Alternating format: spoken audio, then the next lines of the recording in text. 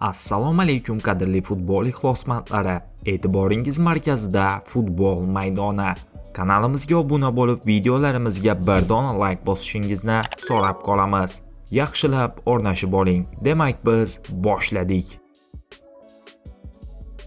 Gollar ortidan Shomurodovning narxi osmonga uchdi. Jahon futbolidagi transfer ma'lumotlariga ixtisoslashgan nufuzli manba Transfermarkt portali ekspertlari Turkiya Super Ligasida o'ynaydigan futbolchilarning bozor qiymatini yangiladi. O'zbek futbol ishqibozlari joriy mavsumda asosan Istanbul Başakşehir jamoasiga muxlislik qilmoqda. Chunki bu yil jahon chempionatida ilk marotaba ishtirok etadigan O'zbekiston milliy terma jamoasi yetakchilari Eldor Shomurodov va Abbosbek Fayzullayev aynan Istanbul jamoasida to'p tepmoqda. Legionerimizning to'puralik mahorati uning transfer narxiga ijobiy ta'sir ko'rsatdi. Rim klubida o'ynab yurgan davrda Eldorning bozor qiymati 4 million yevrogacha tushib ketgandi. 2025-yilda Transfermarkt portali narxlarni 2 marta yangiladi.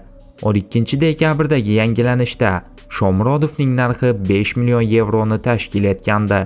Oradan 3 oy o'tib Eldorning transfer summasi 2 million yevroga ko'tarildi va ayni paytda 7 million yevroga yetgan. Mavsum boshida yangi jamoaga moslashishga biroz qiynalgan Abbosbek Fayzullayevning narxida o'zgarish bo'lgani yo'q. 22 yoshli hujumkor futbolchimiz bugungi kunda xuddi Shomurodovdek 7 million yevroga baholanmoqda. Hamyurtlarimizga omad tilab qolamiz. Bugungi dasturimiz shundan iborat edi. Video sizga ma'qul kelgan bo'lsa, bir dona like bosib, kanalimizga obuna bo'lishingizni so'rab qolamiz. E'tiboringiz uchun katta rahmat. Bizni kuzatishda davom eting.